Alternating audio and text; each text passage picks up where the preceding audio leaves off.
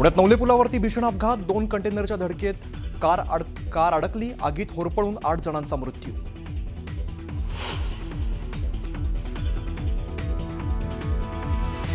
पुणे अपघातातील मृतांच्या वारसांना 5 लाख रुपयांची मदत जाहीर, मुख्यमंत्री फडणवीसांची घोषणा।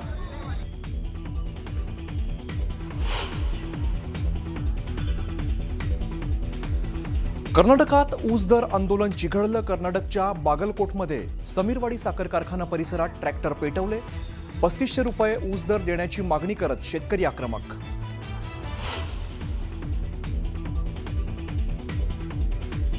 बिहार विधानसभा निवडणुकीच्या निकालांकडे देशाचं लक्ष, उद्या सकाळी 8 पासून मोजणी सुरू, एनडीए बाजी मारणार की महागठबंधन सत्तांतर करणार याकडे लक्ष।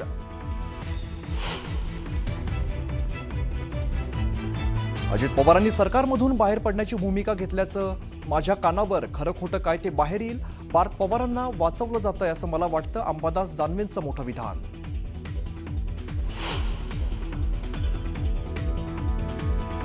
अंबादास दानवे खोटं बोलतायत, त्यावेळी मी स्वतः वर्षावर होतो, अजित पवारांच्या राजीनाम्याबाबत कुठलीही चर्चा नाही, अंबादास दानवेंचा दावा चंद्रशेखर बावनकुळेंनी फेटाळला। हर्षदा शिरसाटांनी मतदार यादीत फेरफार केला, अंबादास दानवेंचा संजय शिरसाटांच्या मुलीवर गंभीर आरोप, शिरसाटांनी आरोप फेटाळले।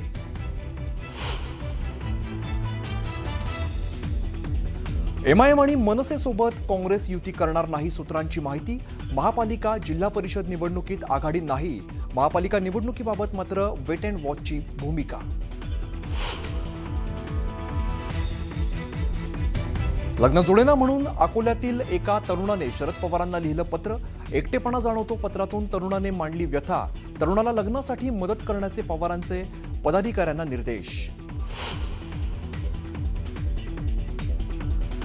आणि पिंपरी चिंचवडमधल्या नितीन गिलबिलेंच्या हत्येचा सीसीटीव्ही समोर, फॉर्च्युनरमध्ये मित्राला बसवलं आणि खून केला।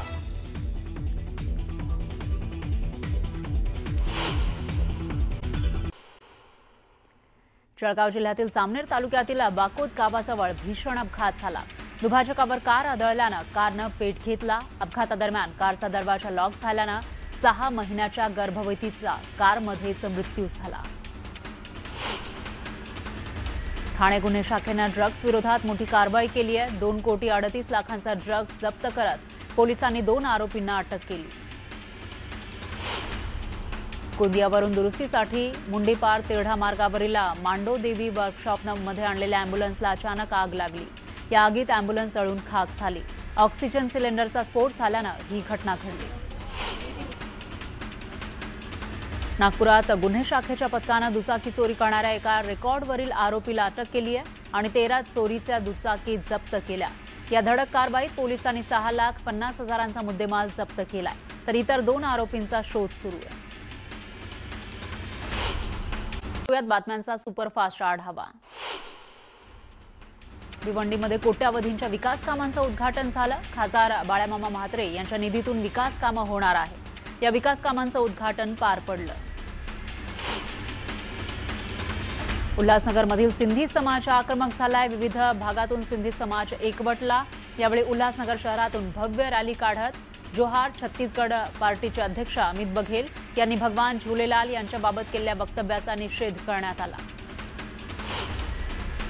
चिपळूणमधील खडपोली एमआयडीसी परिसरामध्ये कामगार उद्या आमरण उपोषण करणार आहेत, कामगार आणि कंपनी व्यवस्थापनातील वाद चिघळलाय, सापिस्ट कंपनीनं अचानक 250 कामगारांना काढून टाकलंय, त्यामुळे कामगार आक्रमक झाले, जोपर्यंत न्याय मिळत नाही तोपर्यंत उपोषण सुरू ठेवण्याचा इशारा देण्यात आलाय।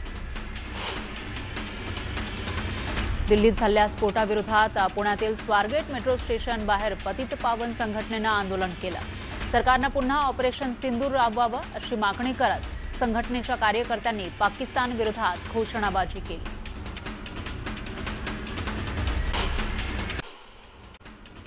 जळगाव जिल्ह्यात शरद पवारांचा राष्ट्रवादी काँग्रेस पक्ष आणि उद्धव ठाकरेंच्या शिवसेना पक्षातील शेकडो कार्यकर्त्यांनी शिंदेंच्या शिवसेनेत प्रवेश केला। आगामी नगरपालिका निवडणुकीच्या पार्श्वभूमीवर पालकमंत्री गुलाबराव पाटलांच्या उपस्थितीत हा पक्ष प्रवेश पार पडला। या पक्षप्रवेशामुळे आगामी नगरपालिका निवडणुकीच्या पार्श्वभूमीवर जिल्ह्यातील राजकीय समीकरणांमध्ये उलथापालथ होण्याची शक्यता आहे। चंद्रपूरमध्ये जनविकास सेनेनं चंद्रपूर महानगरपालिकेचे आयुक्त विद्या गायकवाड यांना अपमानपत्र देत मनपातील भ्रष्ट अधिकाऱ्यांचा निषेध केला। शहरातील बागला चौक ते राजीव गांधी अभियांत्रिकी महाविद्यालय या रस्ता दुभाजकाच्या कामातील गैरव्यवहार आणि भ्रष्टाचाराच्या निषेधार्थ जनविकास सेना आक्रमक झाली। भंडारा आणि गोंदिया जिल्ह्यामध्ये महायुती होणार नाहीये। भाजप स्वबळावर नगर परिषद आणि नगरपंचायतीच्या निवडणुका लढणार आहे असं परिणय फुकेंनी सांगितलंय। निवडणुका स्पर्धा आहेत, त्या जिंकण्यासाठी लढायच्या असतात, त्यामध्ये मैत्रीपूर्ण लढती होत नाहीत असंही फुके म्हणाले। जळगावमध्ये नगर परिषदेच्या निवडणुकीची मतमोजणी होणाऱ्या इमारतीची अधिकाऱ्यांनी पाहणी केली। चोपडा नगर परिषदेच्या 15 प्रभागासाठी आणि लोकनियुक्त नगराध्यक्षासाठी मतमोजणी होणार आहे। कर्जतमध्ये राष्ट्रवादीमध्ये मोठ्या संख्येने पदाधिकाऱ्यांनी पक्षप्रवेश केला। प्रदेशाध्यक्ष सुनील तटकरे यांच्या उपस्थितीमध्ये पक्षप्रवेश सोहळा संपन्न झाला, तर शिंदेच्या शिवसेनेला हा मोठा धक्का मानला जातोय। स्टार प्रचारकांच्या यादीमधून प्रकृतीच्या अस्वास्थ्यामुळे भुजबळांना वगळण्याचं स्पष्टीकरण सुनील तटकरेंनी दिलं, तर उलटसुलट चर्चा करून गैरसमज न पसरवण्याचं आवाहन सुद्धा त्यांनी केलं। सोलापूर जिल्ह्यामध्ये ठाकरेंच्या शिवसेनेकडून अनेक इच्छुक उमेदवार असल्याची माहिती चंद्रकांत खैरेंनी दिली, तर कुर्डुवाडी नगर परिषदेमध्ये 21 जागा लढवणार असल्याचे ते म्हणाले। जिल्हा प्रमुख सोडून गेले, मात्र संघटनेला कुठलाही धक्का लागला नसल्याचं अंबादास दानवेंनी म्हटलंय। जिल्हा प्रमुख भास्कर आंबेकर यांनी शिवसेनेमध्ये प्रवेश केल्यानं दानवे यांनी पदाधिकाऱ्यांशी संवाद साधला। उपमुख्यमंत्री अजित पवारांनी बारामतीमध्ये बोलताना शरद पवारांचं कौतुक केलं। शरद पवारांमुळेच मी एवढा मोठा झालो, मला निवडून द्यायला शरद पवार कारणीभूत आहेत, मी काय वरून पडलोय का असं विधान अजित पवारांनी केलं।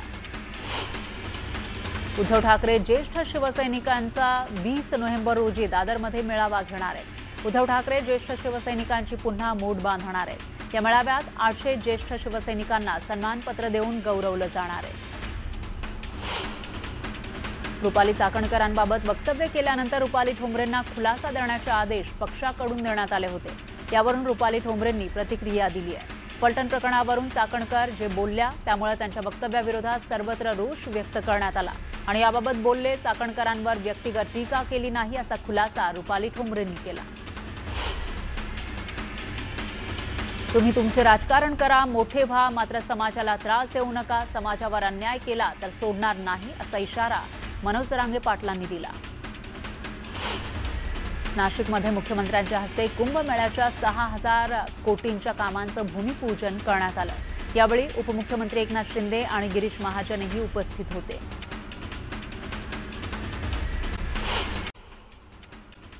मुंब्रा रेल्वे अपघात प्रकरणामध्ये 2 रेल्वे अधिकाऱ्यांचा अटकपूर्व जामीन ठाणे न्यायालयानं फेटाळला, त्यामुळे आता रेल्वेच्या दोन्ही अभियंत्यांवर अटकेची टांगती तलवार आहे। दरम्यान अभियंत्यांचे वकील उद्या मुंबई हायकोर्टात धाव घेणार आहेत।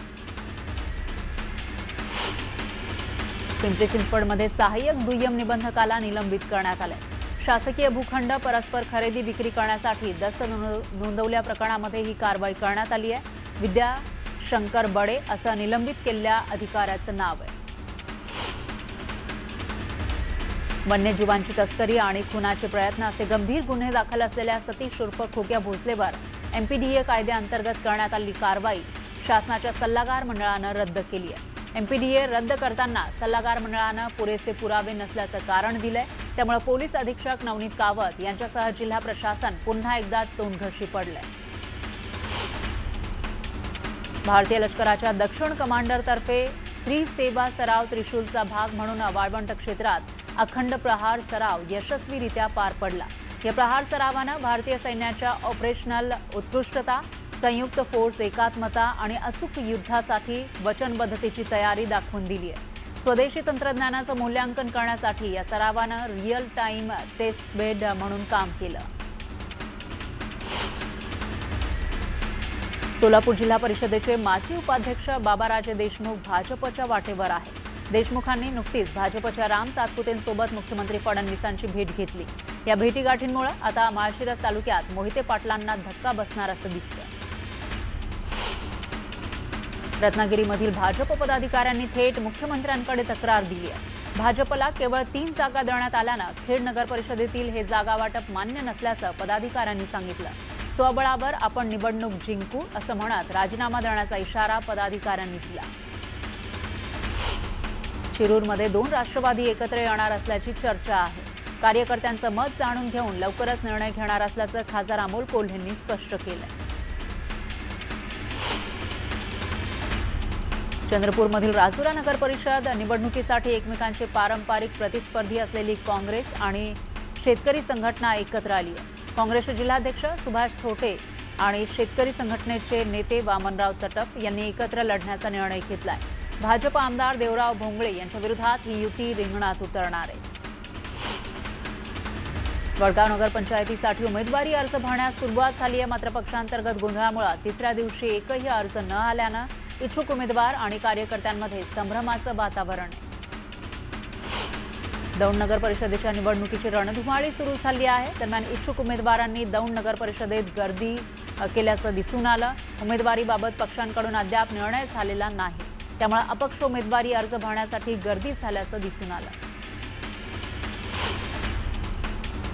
येवल्यात भाजप आणि राष्ट्रवादीची युती तुटण्याची चिन्ह दिसत आहेत. राष्ट्रवादीनं नगराध्यक्षपदावर दावा केल्यानं भाजपकडून नगराध्यक्षपदासाठी उमेदवारी अर्ज दाखल करण्यात आलाय. डोंबिवली स्टेशन बाहेर शिवसेना युबीटी पक्षाकडून बॅनरबाजी करण्यात आली आहे. दीपेश म्हात्रेंनी शिवसेनेची साथ सोडल्यानंतर हातात मशाल घेतलेला शिवसैनिक बॅनरवर झळकतोय.